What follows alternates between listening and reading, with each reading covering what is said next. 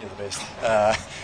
Look, I obviously had a larger group to look at, and obviously I feel that the path of as you progress through, you look at the players and how they're going. So I think I'm really comfortable and happy with the team I've got.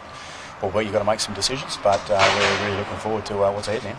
Obviously, the decision to Nico would have been a hard one, was it? Yeah, they're always tough sort of decisions you make. I'll make sure I'm very thorough in the way I make those decisions, but I feel that obviously with the opportunity of a wider group to select from and what I've looked at, I'm really comfortable with Mitch coming in and really confident that over the discussions I've had with Mitch, he's been there and done that. He's had the opportunities of the experience, so he knows what to expect. Was he, when Nathan was through, was he your first choice? I'm not going to go and talk about whose choice what, but at the end of the day, we're picking this team now, and we've got to get the job done. In a week's time, 10 days' time. So, as I said, I look at the team and I've got a good balance. Everyone's in good form, which is really pleasing, and it's something there that I said ages ago about how I'm going to pick on how they're playing, and I feel that I've got a really good squad ready to go. You could have picked Latrell in game one. Now you're picking him in this one. Why did you not pick him in game one? Why is he here now? He's playing great footy, and I think everyone can see that, and we don't need to dig into that. It's more around, and he himself, he's got a smile on his face. I went out and watched him play, and he's got a lot of spirit about what he's doing, and I think that's resonates to his footy. We all know he's a very talented, world-class player, and he's showing that, and especially in the last month. I think that's probably the piece that I saw, especially over the last month. He was growing towards what we know Latrell can do. So, getting Latrell back in, I'm sure the boys will feel the confidence around that, but also too, he knows he's just got to play his part for the team. We've got the 17 players that we've picked, and he'll play his part just along with everyone else.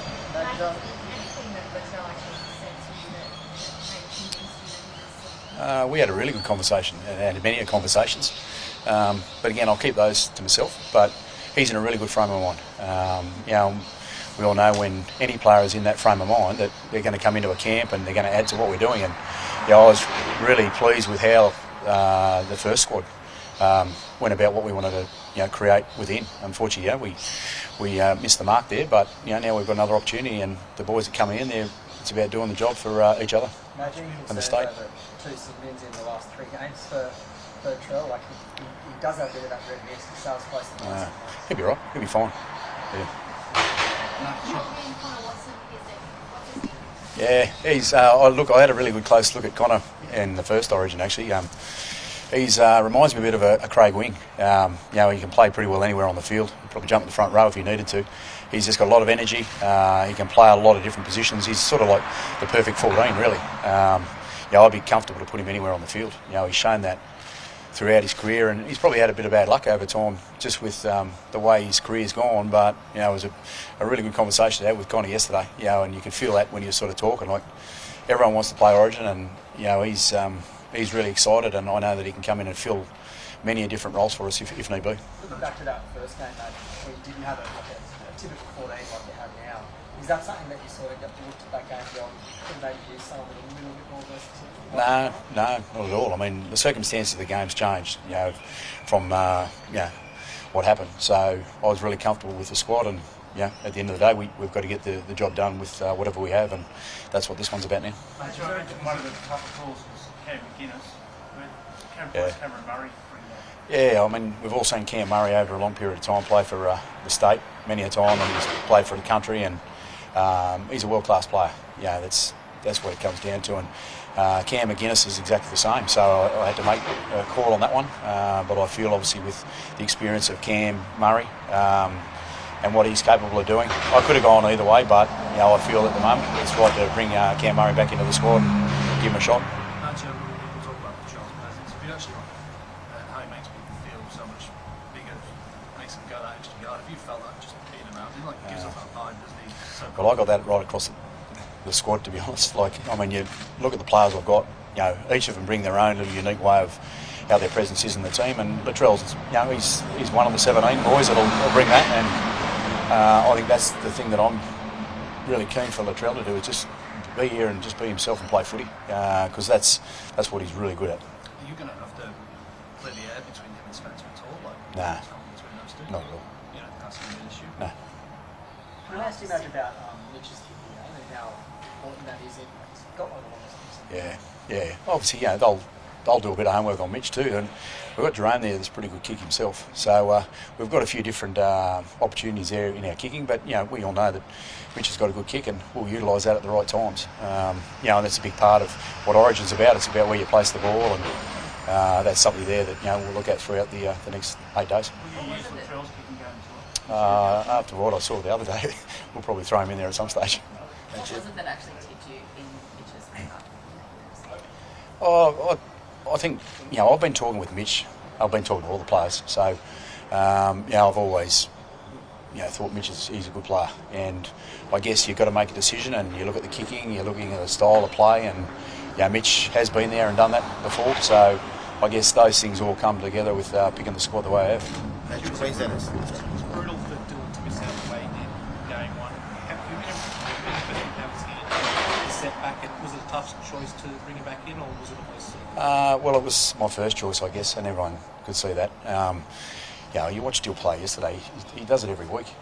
He's scrambling, he's backing up, he's supporting, and defensively he was everywhere. And so it's an easy choice, but I was obviously glad that we had someone like Teddy there that could jump in through the circumstances. But no, Dill's going to get his opportunity now. Madge, Queensland will say this is panic stations, 5 changes. How do you respond? I'm picking a team that is going to go out and perform. So not panicking, not concerned? No, mate. Tell me about Jake Boy, which has come under fire. Mark Guy said that he shouldn't be the captain. Why did you pick him, and why is your captain? Because he's my biggest captain, and he's got the passion, he's got the ability, he's been there, he's experienced. I saw him around the players throughout the camp, just how he galvanised. I mean, he's a player that everyone loves to play for. I mean, until you actually live it and see it, he's really impressive, Jake. The way he just carries himself for what I believe the team's moving towards, and that's everyone's got their different attributes they bring, but around the group, he's got a real strength in bringing people together. There's a focus on him because he only played that game. Will he play more? Yeah, I said that after the game. I spoke the next day about it. Is that the circumstances of the game changed? So we had a plan there. Jake was going to go back out, but due to the circumstances, Jake will play plenty of time. You go after Reece Walsh again? Sorry. You go after Reece Walsh again? He's been named. It's going to be his first game in 3 weeks. Well, mate, you got to defend everyone. Unfortunately, about that much was the difference in that one, which was what it is. So, but at the end of the day, mate, we've got to go out and defend what's there, and it's not going after people. We've got to defend what's in front of us. I mean, ultimately, at the end of the day, you need your 17 players. We obviously learned that one. You get upset that Queensland were basically implying that it's intentional to go after Reece and try and take him out. Yeah, well, you've got to make sure you don't live in glass houses. That's all I say. Is that things happen on the field, and that was one there that Joey, and he's a special human being, Joey. Like, to have to deal with that, and he'll be in and around the camp at some stage. But I guess things happen on the field, and glass houses, interesting. Sounds like it's going on your skin a bit, Madge. No. Well, at the end of the day, he's my player. They're my players. And you want to have a crack at our players. Well, we're about us and we're about what we're doing. And I guess you've got to make sure that when you're with your players, that I'm looking after them, and that's what I'm doing.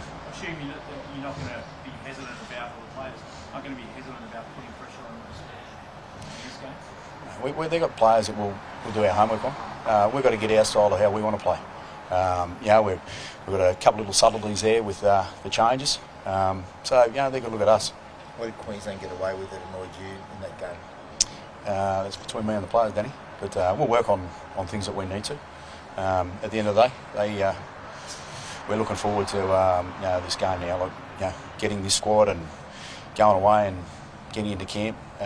It's a special group. It's a really special group, this. And unfortunately, we weren't able to get what we wanted. But we'll get back to work and we'll go about this week and go into camp and look forward to spending time together, but also getting our footy right. But the glass houses obviously indicates that something's got under your skin with what they did. Oh, you can work that one out, Danny. You'll work out which way you want to go with that. I'm sure you will. At the end of the day, it's about my team, and I'm determined to make sure that we're a group and we stick together, and that's how we're going to be this week. You hope he's not a protected species, mate. Bruce Walsh, that is. Just with what happened in game 1, I know we keep talking about him, but Yeah. you're hoping the refs don't sort of run about us sort of public pressure. Mate, we're going to look at how we do things, Christian. We've got to make sure that we get a few things right ourselves, that we learn from that first game. That's one thing that we will do. We'll be a better group, I know that. Just the way that the players have come together, and obviously now it's your first game, and players are still learning probably staff calls and all the rest of it.